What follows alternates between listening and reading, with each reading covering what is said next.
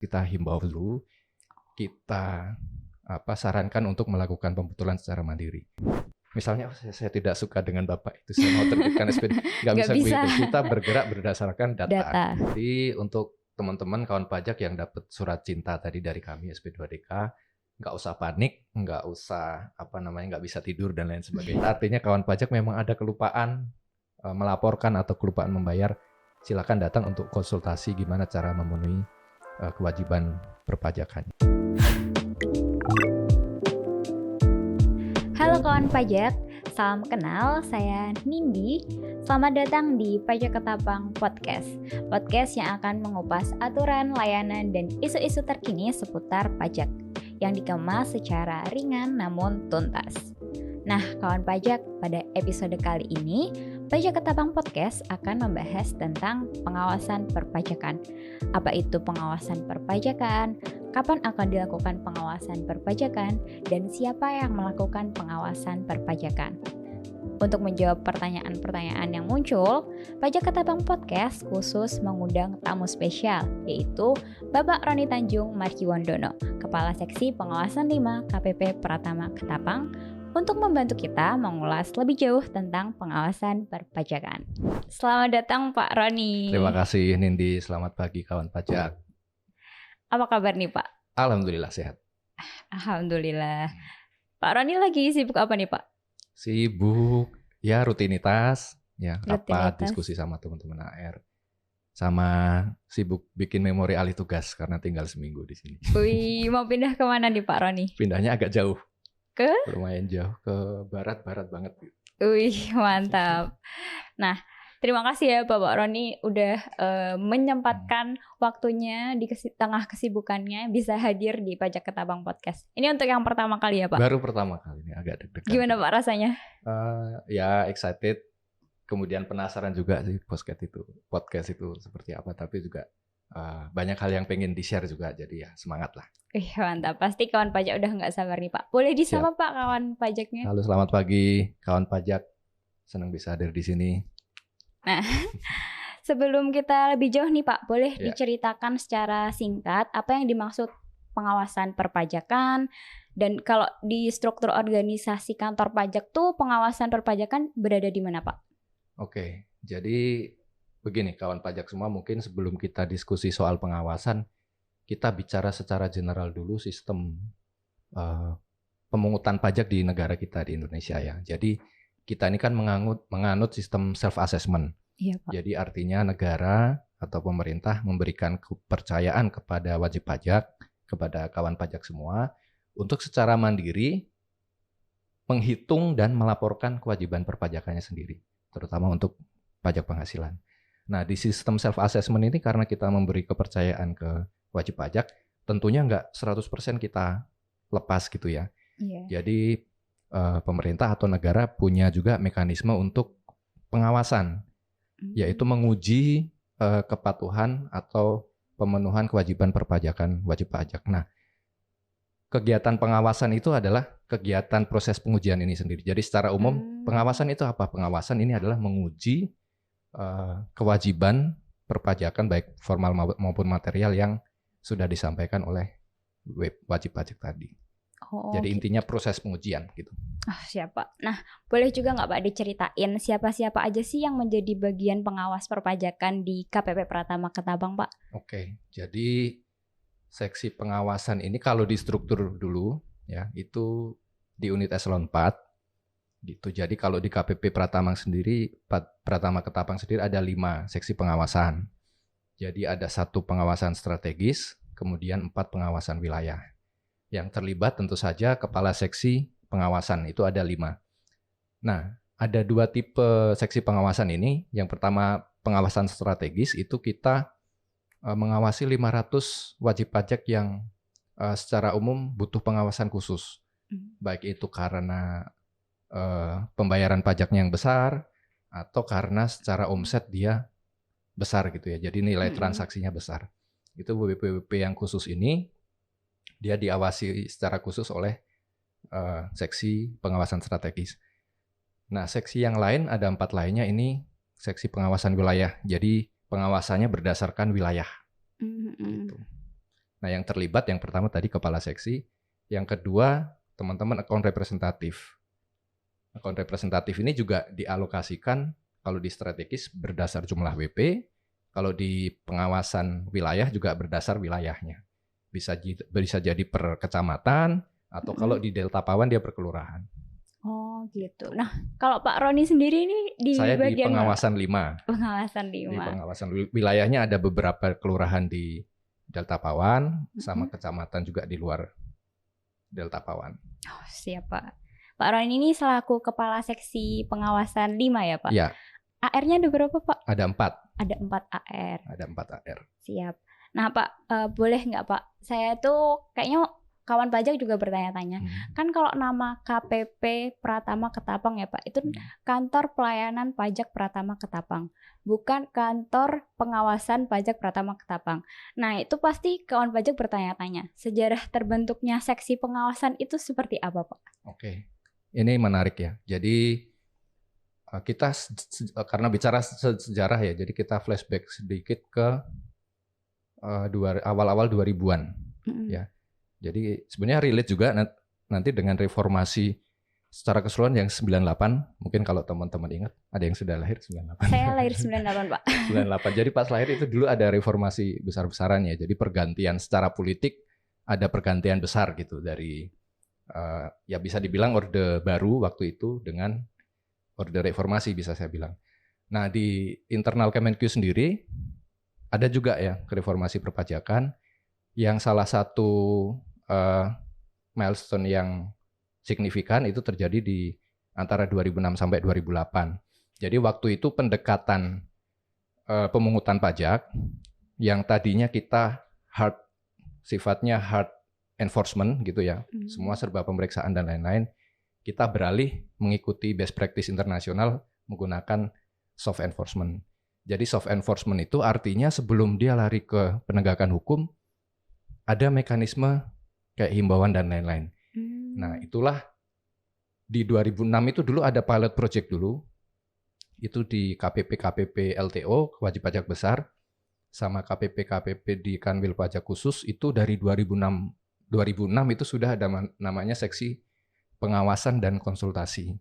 Sudah ada yang namanya account representatif.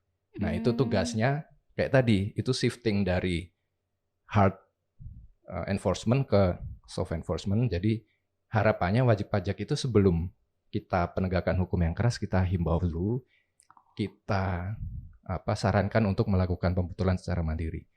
Nah konsepnya seperti itu.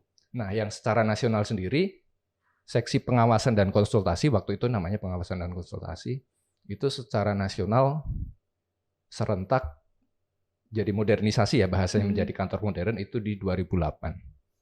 Jadi itu sejarah terbentuknya. Kemudian kenapa harus ada pengawasan, itu kurang lebih background historinya seperti itu. Oh iya betul Pak.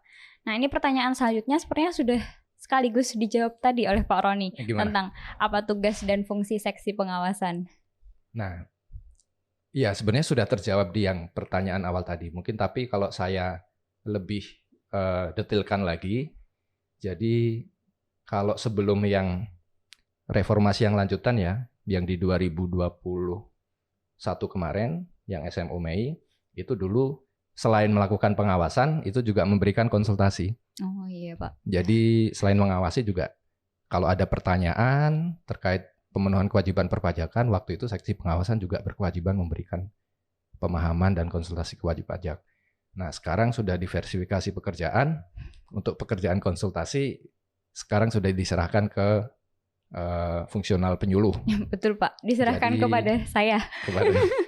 Sebagai penyuluh. Jadi nanti ada sesi sendiri ya, mungkin penyuluh menyampaikan apa itu pekerjaan konsultasi. Jadi sekarang sih pekerjaan pengawasan account representatif lebih fokus ke mengawasi pemenuhan kewajiban perpajakan.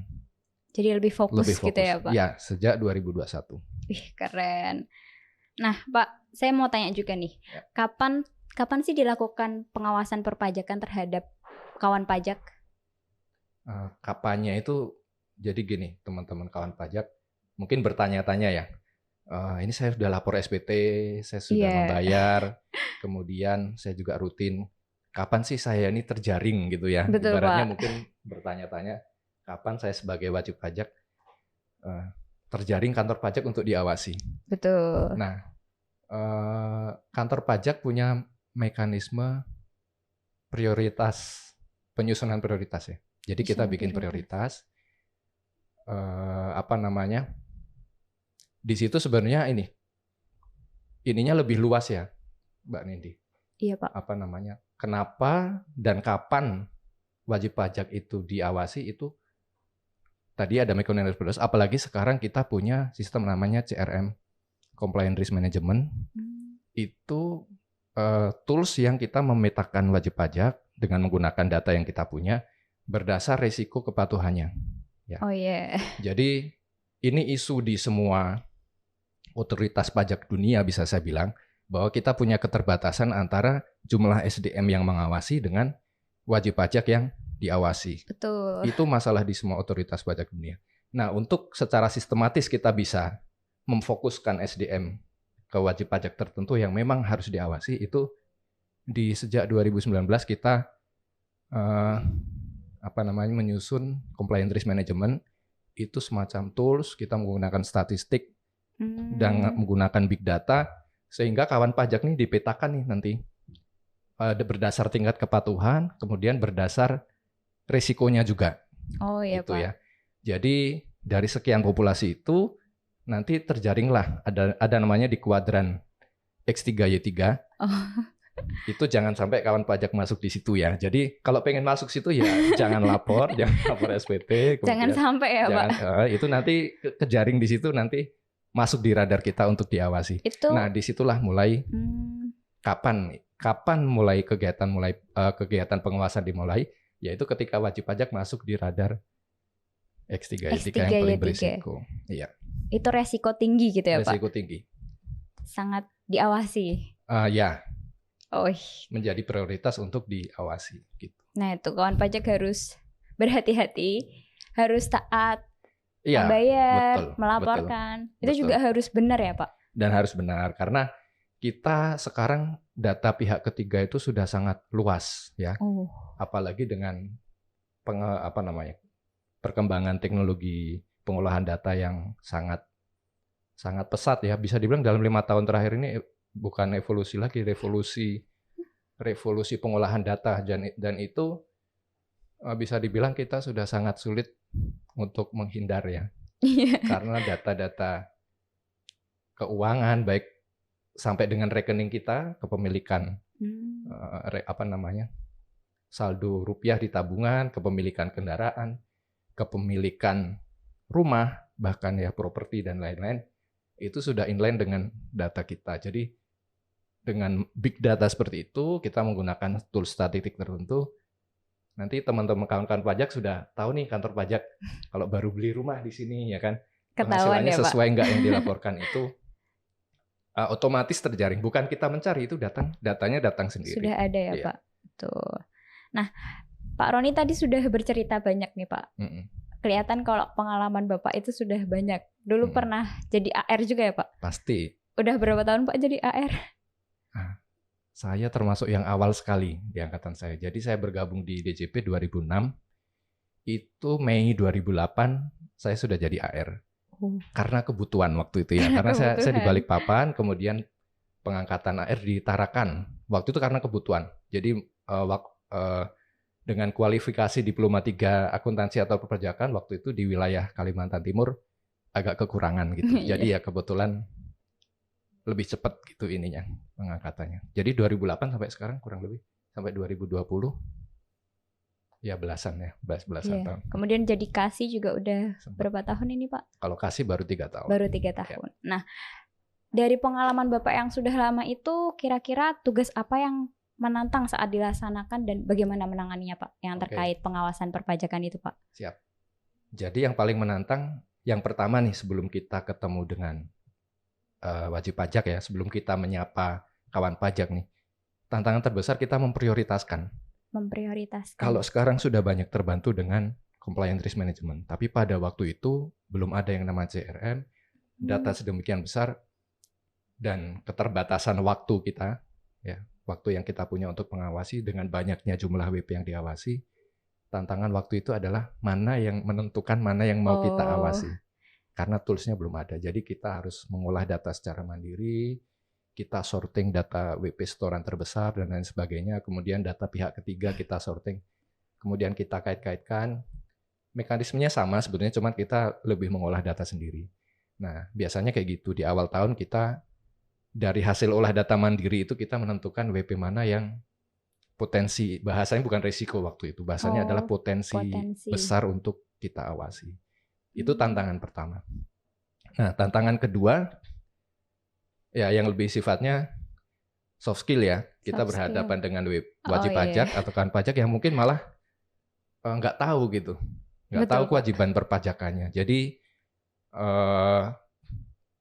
jangankan kita himbau untuk memenuhi kewajiban perpajakan. Ada kewajiban perpajakan itu aja, waktu itu wajib pajak nggak tahu. Jadi, ya fungsinya waktu itu masih seperti penyuluhan jadinya ya. Kita memberi pemahaman sebelum law enforcement tadi, kita memberi pemahaman ini kewajibannya, ini Pak ada kewajiban pelaporan, harus dilaporkan ini setiap masa, ini harus disetorkan nih pajak yang sudah dipungut PPN-nya nggak bisa Bapak pakai bla bla bla seperti itu. Saya memahami Pak tantangan tersebut. Oh ya Pak, nah kalau di pengawasan sendiri itu produk hukum atau surat yang diterbitkan apa saja Pak kalau boleh tahu? Nah, kalau di pengawasan sifatnya mungkin bukan audit yang detail ya. Jadi yang bisa produk hukum yang bisa kita terbitkan itu biasanya terkait STP. STP itu atas keterlambatan pelaporan maupun keterlambatan pembayaran. Jadi sesuatu yang bisa kita hitung secara jelas, nggak perlu pembuktian lebih lanjut, itu bisa kita terbitkan produk hukum berupa STP. Nah, bisa juga teman akun representatif di pengawasan menerbitkan surat ketetapan pajak. SKP itu seperti yang diterbitkan oleh di fungsi pemeriksaan di audit. Nah, tapi untuk yang diterbitkan oleh pengawasan itu adalah yang sifatnya konkret. Jadi data-data yang pasti, yang tidak perlu penafsiran lebih lanjut, yang bisa langsung diterbitkan atau ditagih ketetapan pajak. Misalnya, faktur pajak yang sudah dipungut tapi tidak di-store. Jadi itu jelas. Karena ada lawan transaksi yang mengkreditkan, sementara yang menerbitkan belum menyetor. Jadi itu nggak bisa diperdebatkan. Itu bisa langsung kita terbitkan surat ketetapan pajak. Nah, sementara kalau untuk yang sifatnya harus analisa lebih lanjut, ekualisasi misalnya omset dengan PPH dengan PPN yang selisih dan lain sebagainya, itu perlu pengujian lebih lanjut, itu nanti di pemeriksaan. Gitu. Tapi kalau di pengawasan ya hanya sebatas itu, data yang sifatnya konkret dan pasti yang bisa langsung dieksekusi. Oh, siap Pak. Nah, berarti misalnya nih Pak, kalau dari kawan pajak sendiri yang lapor SPT tahunan ya biasanya, mereka ada terlambat lapor atau tidak lapor, itu kan pasti nanti ada dendanya ya Pak. Ya. Terus mereka nanti seharusnya akan terbit surat imbauan terlebih dahulu, kemudian ada surat-surat lain, misalnya surat permintaan penjelasan data keterangan atau SP2DK. Itu gimana sih Pak alur terbitnya dari surat imbauan kemudian sampai yang lainnya? Oke. Jadi kalau sekarang kita udah bahas sedikit tadi soal prioritizing wajib pajak berdasarkan risiko ya. Jadi sebelum terbit SP2DK itu data-data kawan pajak ya, kalau dapat surat cinta dari kami itu sudah masuk dulu di namanya data pemicu. Itu dari kantor pusat mengolah big data sedemikian rupa, kemudian dia muncul sebagai data pemicu. Data pemicu itu data dari pihak ketiga, bukan kantor pajak yang mencari-cari ya. Jadi kita sudah dapat inputan data dari berbagai pihak, itu baik dari pemerintah juga dari non-pemerintah. Nah, data itu, data transaksi itu, kalau tidak match dengan pelaporan pajaknya, itu muncul sebagai semacam trigger di kami untuk kami tindak lanjuti. Nah, dari situ, kemudian kita pakai mekanisme pemprioritasan tadi, baru kita terbitkan SP2DK. Tentunya setelah kita analisis dulu validitas datanya ya. Jadi baru tidak ujuk-ujuk terbit, kemudian juga nerbitkannya tidak berdasar like and dislike gitu ya. Misalnya saya tidak suka dengan Bapak itu, saya mau terbitkan SP2DK. Nggak bisa begitu. Kita bergerak berdasarkan data. Gitu. Jadi itu awal mula terbitnya SP2DK. Oh, siap Pak. Terima kasih penjelasannya tadi sudah sangat lengkap, alurnya sudah sangat jelas. Nah, untuk kawan pajak nih Pak, apa sih yang harus dilakukan saat kawan pajak mendapat surat imbauan dan surat permintaan penjelasan data keterangan atau SP2DK Pak? Oke, jadi untuk teman-teman kawan pajak yang dapat surat cinta tadi dari kami SP2DK, nggak usah panik, nggak usah nggak bisa tidur dan lain sebagainya. Itu dilihat sebagai upaya kami untuk klarifikasi. Ya. Jadi walaupun kami menerbitkan SP2DK itu berdasar data, tapi kami juga masih perlu klarifikasi kebenaran data karena itu semua dari data pihak ketiga. Kami juga walaupun sudah disertai dengan validasi, tapi kami masih mengakui bahwa tidak sepenuhnya valid. Jadi silahkan datang ke kantor pajak sebelum 30 hari karena di situ ada jangka waktunya. Kalau ada yang perlu diklarifikasi, disampaikan klarifikasi dengan bukti pendukung. Itu kalau datanya memang itu benar, artinya kawan pajak memang ada kelupaan melaporkan atau kelupaan membayar, silakan datang untuk konsultasi gimana cara memenuhi kewajiban perpajakannya. Siap itu. Pak. Jadi kawan pajak jangan khawatir terlebih dahulu ya Pak. Ya.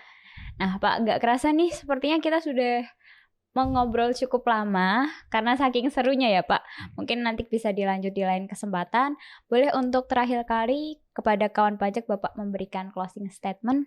Oke, terima kasih sudah diundang ke podcast ini, sangat positif ya. Jadi saya senang bisa share hal-hal umum tentang pengawasan.